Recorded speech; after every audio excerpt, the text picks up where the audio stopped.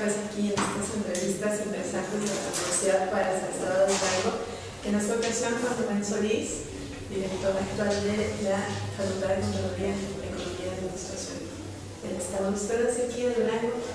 No, yo nací en Morelos, Durango. Y yo llegué a esta universidad a la prepa, ya hace algunos años. Un par de años. Sí. ¿Sus papás son de aquí, son de allá también? ¿O son de Zacatecas? ¿O de dónde vienen? No, mi papá era profesor rural. Y entonces a él le tocó trabajar en Morelos, que fue donde yo nací. Él es de Corea de Villa Unión. Y él trabajó en esa región, entonces a eso se debe que yo nací ahí ocasionalmente. En la secundaria yo la hice en Villa Unión y entré a la preparatoria de Luna, donde hice la prepa.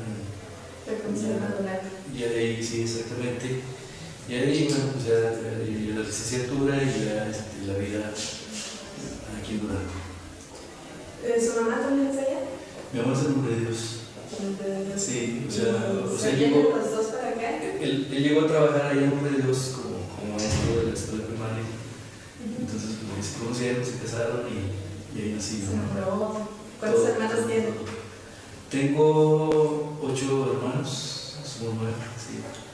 Sí, en aquel tiempo todavía se usaba que eran muchos hijos, ¿no? Entonces, pues sí, eran de 9 mínimo. ¿Y su infancia la pasa allá en Morelos? No, o sea, yo nací en Morelos y me parece que los 2 años de que yo nací, a él lo cambiaron allá por la TV Unión. Entonces yo hice por allá la primaria, yo hice la secundaria y luego ya me vine a prepa, ¿no? Yo quería entrar al técnico. Entonces, pero algo sucedió porque cuando venía con mi papá, íbamos a Durango para que me inscribieran al técnico. Entonces íbamos en la calle de 20 de noviembre, en Libertad, en un taxi. Y entonces ahí le dije, yo no quiero entrar al técnico. Entonces se enojó mucho y le dijo, no, pues bájate del taxi. Sí. Entonces ya dije, bueno, pues entonces te vas a esperar a febrero para que te salga la prepa. Entonces, ¿por qué me arrepentí? Yo no sé, ¿no? Pero sí, pues yo creo que hubiera sido ingeniero mecánico, ingeniero civil, no sé cuál hubiera sido mi vida, ¿no? Pero entonces ya entré a la prepa. Me acuerdo cuando llegué a la prepa, me trajo mi mamá, porque bueno, pues así se usaba, ¿no? Sí, así se usaba. Yo todavía me acuerdo que llegamos a la segunda banca del central, nos sentamos los dos porque no conocíamos a nadie, pensamos por dónde empezar el trámite de la instrucción, ¿no? Y ya se empezaron a acercar los muchachos que andaban en las planillas y ya me empezaron a orientar, andaban en campaña para la FEU seguramente, ¿no? Y entonces ya nos orientaron y ya hice mi inscripción y entré a la prepa, ¿no? Me tocó que me norteara. Sí, ¿Qué pasa? Sí. No, eran muy decentes todavía, ¿no? Nada más que cortaban el pelo, ¿no? Pero bueno, te cortaron una parte y yo con el peluquero porque se lo cortaban todo, ¿no? Ya decidió un estilo. Sí, entonces, sí, porque ya luego fueron muy salvajes, ¿no? O sea, creo que les ponían chapopote y luego los paseaban por la ciudad y cosas así, ¿no? Entonces, no, pues no me reparaban, ¿no? Entonces, todavía se vio uno que se vieron nobles, digamos. Sí, ya se vio uno que eso iba a pasar y el siguiente año uno se desquitaba. Bueno, menos mal. Por ahí hubo un personaje que me tocó rapar, por cierto, que se fue del yo el año pasado, ¿no? Es un cuate que fue director de teatro, Jico Tenker. Le hicieron un homenaje el año pasado. Entonces yo tuve el honor el honor de rapar, porque se lo vaciaron. Exactamente. Mientras fue niño, ¿Cómo fue su convivencia con sus hermanos, con su familia, con la familia numerosa? No, pues la verdad es que yo me quedo sorprendido de cómo pudo haber hecho mi papá para mantener a 9 hijos, ¿no? La mamá se dedicaba al hogar. Completamente. Y entonces él era el único que trabajaba. Sí, yo me pregunté últimamente, ¿no? Porque pues, los profesores tradicionalmente ganaban un poco de dinero, ¿no? Si yo no sé cómo le hizo él, ¿verdad? Pero sí, no es el de mi familia, ¿no? Todos salimos adelante. Cuando nosotros, o sea, yo tengo una hermana mayor y luego sigo yo. Y entonces cuando ya tuvimos que venir a la prepa, nos vinimos los dos y estuvimos viviendo en casa de asistencia. Entonces toda la familia se quedó allá y luego ya después vino mi mamá y nos juntamos en una casa, algunos empezamos a trabajar al mismo tiempo que estábamos estudiando y ya, luego él le hicieron su cambio aquí a la escuela de Hugo Martínez, que fue donde llegó ahí como director y ahí se cumplió. ¿Y cuáles fueron sus primeros trabajos? De hecho, en la prepa yo no trabajé, ¿no? Sino que ya cuando entré profesional, yo entré primero a la FECA de aquel tiempo, que era ECA. Trabajaba como empleado en la recaudación de rentas. Trabajé por ahí en el gobierno como 3 años seguramente. Ya después de ahí, bueno, pues ya iba yo a mitad de carrera, conseguí trabajo en un despacho de contadores, ellos eran de Aguascalientes, y ya empecé a trabajar propiamente en la carrera, ¿no? Después, bueno, ya cuando yo iba en el último semestre de la carrera, fue algo así que yo también me explico. Yo estaba en noveno semestre y por ahí los amigos me pedían que les ayudara con algunos temas, ¿no? Seguramente si era estudio civil, ¿no? Y entonces resulta, yo todavía no terminaba la carrera, estaba en noveno, y resulta que me invitaron a dar una clase en la FECA. O sea, yo era estudiante y maestro a la vez.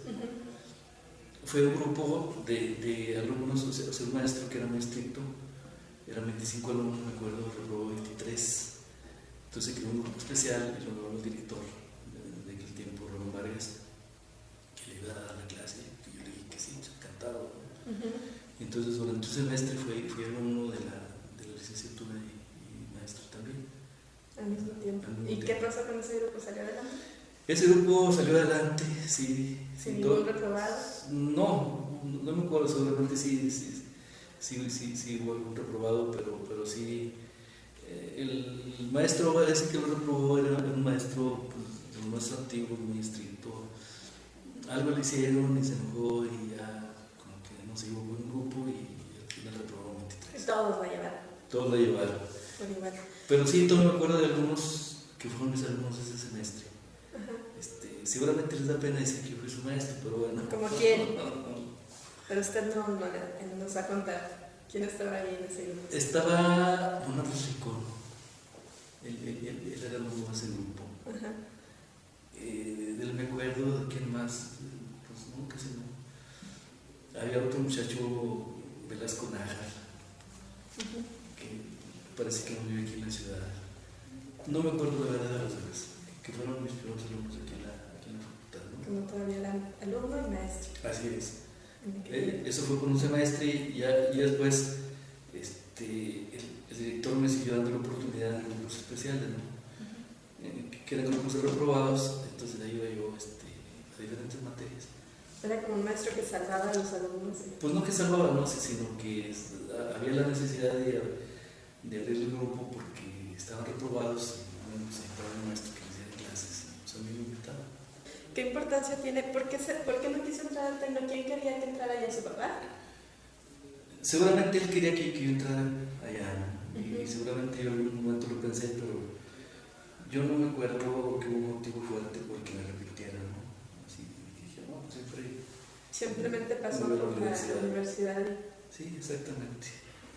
Así Sí, es. ¿cómo fue su estancia en la prepa? ¿Cómo era la preparatoria en aquella época?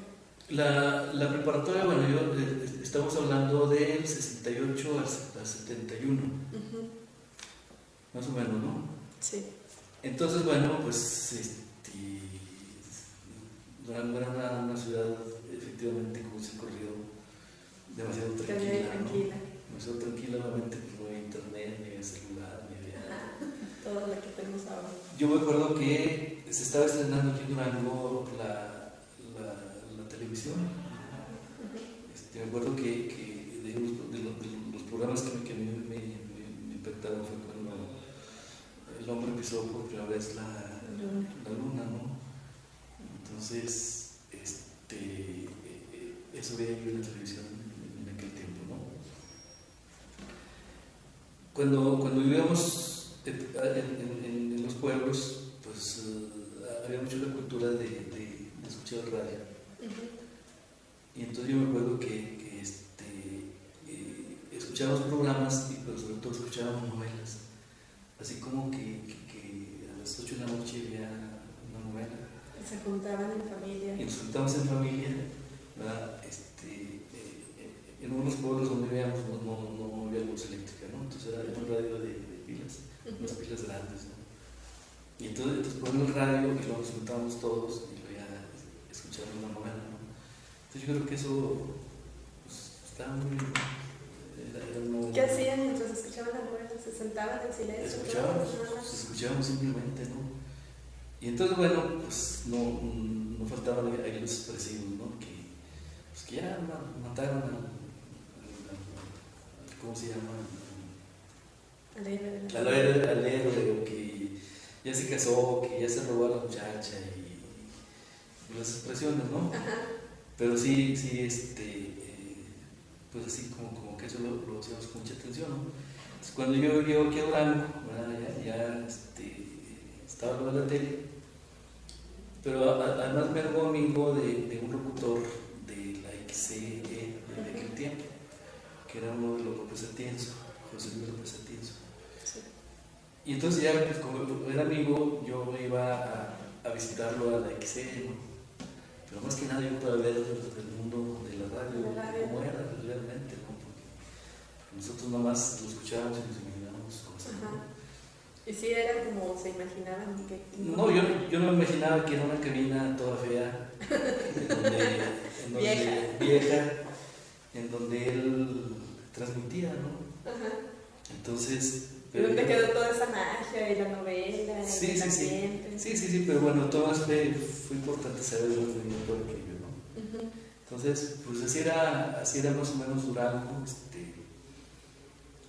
Yo viví en la calle Zarco con Negrete, que era una agencia de asistencia. Y entonces de ahí tomamos un autobús ahí por la de 20 y Pasteur, que nos llevaba a la prepa, que era el único autobús que iba por allá, ¿no? Después me hice amigo de uno de los alumnos del Palacio, se llama Andrés Roberto, ¿no? Que era muy educado y muy rico, ¿no? Yo digo que era muy rico porque a veces ya cuando conocimos la ciudad nos veníamos caminando por la 5 hasta la prepa. Y él vivía en la calle 5 de Febrero de Nogar. Y entonces él salía en su carro con chofer. Y entonces nos veía y se paraba y llegamos nosotros en el carro con chofer a la prepa, ¿no? ¡Qué padre! No, ya conocimos tan amigos, luego le pedimos dinero para la cocina, ¿no? Muy amigos. Sí, él tuvo un final trágico, desgraciadamente. Bueno, no muerto, pero sí, los años recientes le fue muy mal. No sé si tú estás en prisión o ya salido, ¿no? Pero tuvo un detalle muy fuerte. ¿Qué importancia tuvo estudiar en la universidad y no haberse ido al técnico? No, bueno, es que es una decisión de la cual yo nunca me he arrepentido, ¿no? Porque, pues, yo, o sea, como que en el tecno la vida es muy fría, la gente es muy cuadrada, y la universidad universidad se presta mucho para la cuestión social, ¿no? Humanitario. O sea, la formación es diferente, pues. Y entonces yo no me imagino andar tomando medidas en un terreno baldío o levantando una casa de ladrillo, ¿no? Si hubiera estudiado el técnico, ¿no? Pues sí. Entonces sí, así como que la universidad le da a uno pues más formas de pensar, de leer, de conocer y de formarse pues de una manera más humana. ¿Su papá era maestro? ¿Tuvo esto alguna influencia en su vida? ¿En cuanto a qué? En cuanto a que decidiera también tomar una carrera humanista, porque al final de cuentas era maestro, pero... No, él con 9 hijos, ni yo que ni ¿No tuvo mucha convivencia con él? Poca, sí, poca, porque era extremadamente serio, o sea, él no me gustaba hablar, ¿no? Él juega como no hablar así mucho, ¿no? Y entonces, pero bueno, o sea, no, pues eran 9 hijos, yo creo que la preocupación de él era mantenerlos, ¿no? Ajá. El sustento diario, ¿no? No, cada quien fue tomando su camino, o sea, cada quien hizo lo que quería hacer, ¿no? No, la hora que dijo, me voy a la beca, dijo. Sí, está bien. Sí, estudia. Así es. Y entonces, pues ya a medida que va avanzando los estudios de licenciatura, pues ya es cuando va uno, se va acercando uno a las responsabilidades, ¿no? Uh-huh. Entonces ya bueno, pues el ser maestro de la universidad, cuando uno inicia, es algo que nosotros valoramos muchísimo, ¿no? Después de la FECA, o casi a la par de la FECA, yo empecé a dar clases en el CCH. Era cuando, pues, el CCH se estaba formando, que yo me acuerdo, inició el CCH así con un prestigio, ¿no? O sea, las gentes que tienen a sus hijos en colegios particulares las cambiaron al CCH, ¿verdad? Porque así como... ¿Por qué fue tan importante el CCH? ¿Por qué fue tan importante? Porque el CCH traía un modelo novedoso. Eso fue una. Y la otra fue, había mucha mística. ¿Sí? Uno quería entrar al CCH a dar clases aunque no le pagaran. ¿Sí? Y entonces, yo me acuerdo que a veces las fiestas terminaban, pues empezaban a las 9 de la noche y terminaban a las 5 de la mañana. Pues a las 5 de la mañana nos íbamos a dar un baño y a las 7 o a las 8 estábamos dando nuestra clase, ¿no? O sea, jamás faltaba. Mucha responsabilidad. Sí. Y entonces todo eso hizo que bueno, pues el trabajo del CCH de todos rindiera y se hiciera muy bien. Uh-huh. Con el tiempo, bueno, pues eso fue pasando a segundo término y se convirtió en una prepa X, ¿no? ¿Verdad? Donde yo tengo entendido pues que hay ausentismo y que tiene muchos problemas, ¿verdad? De aquella época, en la generación en donde empiezan en el CCH, ¿de qué maestros se acuerda que hayan sido muy significativos, que siguen dando clases, que hayan tenido un impacto en la creación de ese modelo educativo nuevo? Sí, de aquel tiempo, de aquí en la FECA, por ejemplo, dio clases el maestro Víctor Lerma, que fue director de aquí en la facultad, la licenciada Reina Barragán, Rigoberto Ramírez Chacón, el doctor Francisco Cardosa, que es cardiólogo, el doctor José Luis González, que ahora es patólogo, Jesús Héctor Carrión, su hermana Rosa María Carrión, pues... ¿Por qué impactaba tanto el CCH? ¿Era un modelo en donde se permitía hacer cosas diferentes? Porque sí, o sea, la prepa tradicional, bueno, me tocó la prepa diurna, ¿no? Pues era la clásica prepa donde le asignaban a uno 5 materias y estudiaba mucho, ¿no? Pero no llegaba pues más allá. Y entonces en el CCH la diferencia fue una, de que los maestros eran muy jóvenes, dos, que se establecieron opciones técnicas, entonces las opciones técnicas eran muy, muy atractivas, ¿no? O sea, las opciones eran así como que varias materias, ¿no? Entonces los de física pues hacían experimentos así suaves, ¿no? Era un gusto estudiar física, por ejemplo, ¿no? ¿Verdad? Y la otra modalidad, bueno, que los maestros nos faltaban. Entonces, como que fueron varias cosas, había más libertad del alumno, el alumno podía cuestionar al maestro. Sí, Cosa que a ustedes no les tocó en hablarle de tú al maestro, que era algo así insólito en aquel tiempo. había más cercanía. Y entonces fue muy atractivo, ¿no? Y entonces, insisto, yo me acuerdo de varios funcionarios públicos que tenían a sus hijos en los colegios, los sacaron y los metieron a CCH, ¿no? En aquellos tiempos, cosa que ya no sucede, ¿no? Obviamente. Ahora lo que no quieren es voltear a ver CCH, ¿no? Se llevan la enfermedad. Bueno, no. Así es, ¿no?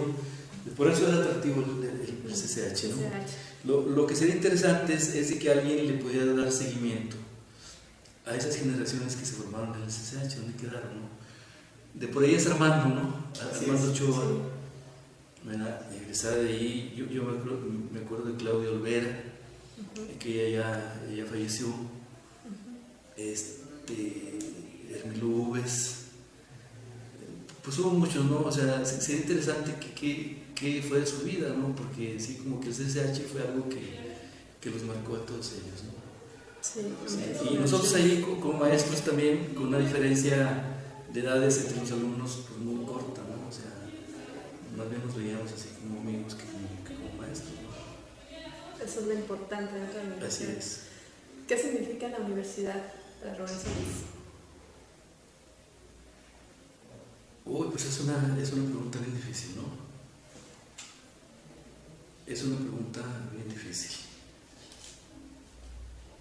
Si me puedes ayudar un poco. Porque es muy en aquella época fue un ingreso a una educación nueva, a un ingreso familiar, económico, cuando empezó. Pero ¿cuántos años lleva en la universidad? Bueno, yo llevo más de 30 años en la universidad. ¿Cuántas cosas ha hecho en la universidad? Mira, yo te diría en primer lugar que yo siempre lo he dicho, la universidad ha sido muy generosa para mí. ¿Sí? O sea, yo he tenido las oportunidades que pocos han tenido, ¿no? O sea, uno de los privilegios iniciales fue el dar clases, ¿no? Yo te digo, ¿no? Porque eso en aquel tiempo era motivo de lo presumías, ¿no? O sea, soy maestro de la universidad, ¿no? Y entonces, porque no era fácil ni cualquiera podía hacerlo, ¿no? Pero luego después de la universidad, yo fui secretario general de uno de los sindicatos de maestros. O sea, cuando era del Estado, cuando era sindicato único. Entonces fue toda una experiencia. Y luego fui secretario académico de la facultad. Fui varias veces representante de la junta directiva. Y luego, pues director 12 años, entonces, pues así como que hacía mucho, ¿no? Por la universidad también tuve la oportunidad de hacer estudios de posgrado. O sea, yo estudié mi maestría en la UNAM, y fue también una gran experiencia, ¿no? Porque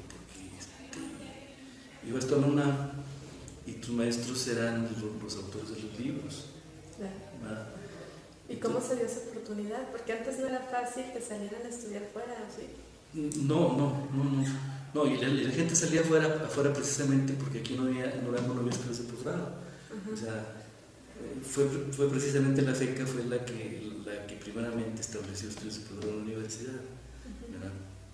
Y entonces, aquí se dio la oportunidad porque hay una asociación nacional que se llama ANFEC, de la cual ahorita soy director regional, por cierto.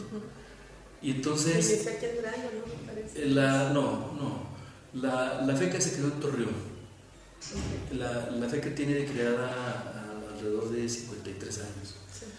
Pero sí, se quedó en Torreón y y la FECA de aquí Durango asistió a esa reunión donde se creó, o sea, es fundadora, ¿no? Se juntaron, creo, me parece, 10 o 12 instituciones del país y se creó en FECA. Ahorita tiene alrededor de 400 afiliadas en el país, ¿no? Y entonces FECA creó un programa para que la gente pudiera hacer maestría, ¿no? Y entonces, pues me habló el director, cuando yo ya daba clases aquí, me dijo que si no quería hacer mi maestría, que me iba becado, pues sí, ¿no? Claro. Y entonces, pues ahí tuve la oportunidad, ahí fue donde conocí a Michel Fiol. Michel Fiol es uno de los teóricos de la administración en el mundo. Entonces él fue mi maestro ahí en la UNAM, él es francés y él trabajaba en aquel tiempo para la Embajada de Francia, ¿no? Lo invitamos para los festejos del 50 aniversario de aquí la FECA, ¿no? Entonces nos regaló una semana de su tiempo. Es de las personas que él tiene su agenda ocupada para todo el año, ¿no? Entonces vino aquí con bastante gusto por la relación que yo tenía con él, y estuvo aquí una semana con nosotros, ¿no? Entonces, bueno, pues yo me acuerdo que tenía un maestro que todavía vive, que se pide Arias Galicia, Fernando Arias Galicia. Entonces él hizo su maestría y doctorado en California, en Berkeley, ¿no? Y él era el autor de los libros de metodología, de los primeros libros de metodología que hubo en las escuelas de contaduría, ¿no? Que por cierto, una vez nos pasó algo muy curioso, ¿no? Llegó a clase y luego nos dijo que estaba muy emocionado porque veníamos maestros de Berkeley, de California, y pues que había conseguido que nos dieran una conferencia. Y luego ya, pues, íbamos a la conferencia, éramos 25 estudiantes de maestría, todos de diferentes partes del país. Lo que no sabíamos es que la conferencia iba a ser en inglés, sin traducción. Ya, pues nosotros nos aguantamos la hora y media. Y al día siguiente nuestro maestro Fernando Arias llegó muy extrañado, dijo, no los entiendo, estoy muy extrañado de ustedes. Mi maestro dijo muy buenos chistes y nadie se rió. Sí, y entonces fueron las experiencias en la UNAM. Entonces, otra experiencia también muy agradable para mí, de que cuando iba más o menos a la mitad de la maestría, me invitaron a dar clases en la UNAM. Entonces yo fui maestro de la Facultad de Contabilización de la UNAM 2 semestres. Otra experiencia, ¿no? Porque yo me acuerdo que también estuve emocionado que iba a dar clases en la UNAM. Y llego yo el primer día de clases y me toca en un aula así como la Laureano Frontal de la universidad. 120 alumnos. Claro. Eran 120 alumnos, ¿no? Entonces aquí se quejan porque te tocaron 40, ¿no? O sea, eran 120 alumnos, ¿no? Yo me acuerdo que... Eso sí es una cátedra. ¿Qué es esto, no? En un auditorio. En un auditorio, ¿no? Porque así estaba la universidad y así tienes que entrar, ¿no? Y sí, bueno, también todavía en mi currículum yo le pongo que fui maestro de la UNAM, porque más todavía tengo guardado por ahí mis talones de cheque, ¿no? Yo creo que me pagan unos 40 pesos, pero era algo que... ¿Pero qué era? ¿El dinero o el honor de la clase? Por supuesto que era el honor de la clase. Yo vivía de mi beca. Tenía 2 becas, ¿no? Porque conseguí otra después. Y entonces, pero era el honor de dar la clase y decir que eras maestro de la UNAM, ¿no? Porque pues, ¿quién da clase en la UNAM? ¿De qué Durango? Pues nadie, ¿no? Los mejores. Y entonces esas fueron las experiencias, ¿no? Y tú, bueno, pues volviendo a la pregunta que me hacías, pues la universidad, la universidad pues es una, ¿cómo diría yo? Una gran oportunidad de vida para mucha gente, ¿no? Y todavía sigue siendo, es que no encuentro la palabra, ¿no? O sea, una forma de rescatar a la gente de escasos recursos y moverla socialmente, ¿no? Entonces, eso, ¿no? Pero en lo personal para mí pues, ha sido muchas cosas, ¿no? Entonces, el problema reciente que se en la universidad, bueno, pues yo todavía he tenido una posición de obviamente yo no estuve en contra, digo, yo no estuve a favor de lo que se hizo, ¿no? Y bueno, pues no lo simulé, ¿no? Porque yo creo que he sido consecuente, ¿no? Porque además, bueno, yo estoy convencido de que pues, las universidades deben ser autónomas, ¿no? Sí, y además no es algo que tú estés pidiendo ni regateando, pues es que ahí está el artículo 3 constitucional donde ya quedó por ahí, ¿no? Y entonces sí ha sido muy fuerte lo que ha pasado, ¿no? Yo todavía recuerdo mucho, en una ocasión, yo era estudiante seguramente todavía, ¿no? Entonces hubo un problema de que el gobierno del estado de aquel tiempo le retuvo el subsidio a la universidad. Y entonces el rector de aquel tiempo organizó una marcha para reclamar porque le habían retenido el subsidio. Yo me acuerdo que uno de los viejos maestros, que se llamaba Miguel Guerrero Román, él era funcionario del gobierno. Y entonces él fue con el gobernador y le presentó su renuncia para unirse a la marcha para defender la universidad, ¿no? Lamentablemente, bueno, todo se perdió en esta universidad, ¿no? Porque yo he visto, me tocó ver en Querétaro, ya siendo director, y Querétaro tuvo un mismo problema con un gobernador panista, hace unos 5 o 6 años, ¿no? Que les retenía todo el dinero a la universidad, ¿no? El señor que llevaba la federación. Y había una rectora, Dolores Cabrera, y a mí me tocó ver una marcha, infinidad de calles, pero de todos los universitarios marchando para defender a su universidad, ¿no? Y entonces eso pues la rectora se ganó su reelección por unanimidad, gracias a su defensa. Bueno, primero el gobernador terminó su periodo y se fue, que ellos claudicaran en cuanto a la defensa de la universidad, ¿no? Y entonces, sí, pues ve uno así con bastante tristeza, ¿no? De que eso se perdió en esta universidad, ¿no? O sea, los universitarios de esta universidad no fueron esa universidad, ¿no? Entonces, aquí vino el rector de Zacatecas a darnos una conferencia cuando el problema estaba muy álgido y también nos dijo, aquí en la auditoría de la FECA, sí. Dijo, yo no entiendo no los entiendo ustedes. Nosotros en Zacatecas, por algo menor a lo que ustedes les hicieron, nosotros nos hubiéramos tomado las calles. Entonces, sí, bueno, muy lamentable, pero bueno, somos tan pocos que luego nos ven como loquitos. Mira ese que andan diciendo que la autonomía, ¿no? No solo eso, sino que nos ven como enemigos, ¿no? Entonces, como enemigos no solamente la universidad, sino fuera de la universidad, ¿no? Si todo fue, pues no tenemos nada con el gobernador, no, al contrario, pues nosotros valoramos de que el gobernador haya salido de aquí de la facultad y sea maestro de la facultad, de pronto ya él esté de permiso, ¿no?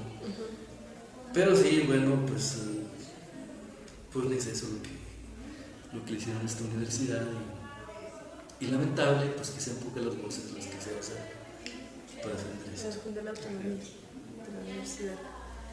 Todo eso significa la UGEP. Todo eso significa la Y UGEP. más. Todo eso y más. ¿Qué le gustaría que pasara en la universidad? ¿Cómo la ve en este momento? Pues mira, yo pienso y nomás que no tengo aquí las cifras, ¿no? Los indicadores. No solamente pienso, ¿sí? Sino que ahí están los indicadores. Me parece que estos 2 años de Tomás Castro frente a la universidad fueron 2 años perdidos para la universidad. 2 años consumidos en el conflicto. ¿No? Porque bueno, es cierto, la gente no se manifiesta en gran parte porque tiene miedo, ¿no? Hubo mucha represión. Pero sí te lo comentan aquí en corto, ¿no? O sea, si te lo dicen, pues no, es que no está mal esto que están haciendo. No se manifiestan, pero te lo dicen, ¿no? Pero también entró el desgano. Pero también la gente dijo, no, pues yo no le entro con esto porque si no se vale. Sin decirlo, ¿verdad? Y entonces, recientemente yo acabo de estar en una reunión en la NUYES, donde un funcionario allí nos recordó los indicadores de esta universidad y la conclusión es que fueron 2 años perdidos académicamente para la universidad, ¿sí? las cosas que se hicieron en estos 2 años fueron parte de la inercia que dejó el trabajo que traía Rubén Calderón con su equipo, ¿verdad? Entonces, pues, la tarea ahora del contador Erasmo Návar es, bueno, pues, hacer que la universidad repunte nuevamente, ¿no? Y la cuestión de lo que sería la autonomía, pues yo digo que, pero de tarde o temprano de alguna manera se va a recuperar, ¿no? ¿Verdad? Porque es que no puede ser que todas las universidades de este país sean autónomas, ¿no? ¿Verdad? Y que todavía, bueno, el rector de la UNAM se pase defendiendo, o sea, gran parte de su discurso es por la defensa de la autonomía universitaria, y aquí no algo. No en la apatía, que no quieren inmiscuirse en muchas actividades. Mira, yo entiendo muchas cosas, ¿no? Entiendo muchas cosas. Durango es un estado muy difícil en lo económico, ¿no? Entonces, pues la verdad es que conseguir un empleo aquí en Durango y mantener el empleo, pues es difícil, ¿no? Entonces hay mucha gente que tiene miedo a perder su empleo, ¿no? Entonces, pues, no te queda otra más que verlos y respetarlos, ¿no? Entonces, sí, bueno, pues yo lo que les diría es que, pues, que no se pierdan los ánimos, que yo soy los que confían de que las malas rachas duran poco tiempo, o a veces un poquito más de poco tiempo, pero cercano, ¿verdad? Yo me imaginaba que este equipo que salió de la universidad iba a estar 6 años, ¿no? Yo estaba bien liderando, y pues ya no está, ¿no? Entonces así las cosas cambian con el tiempo, ¿no? Pero sí, bueno, pues por experiencia propia de lo que hemos vivido en esta universidad, pues cuando las cosas no están a tu favor, pues no te queda otra más de que resistir, ¿no? Resistir y en la esperanza de que esto cambie y no llegues a la conclusión de que se cambie. Adelante. Una última pregunta. ¿A qué edad piensan que la gente se debe de jubilar? ¿O cuándo empieza la jubilación? Mira,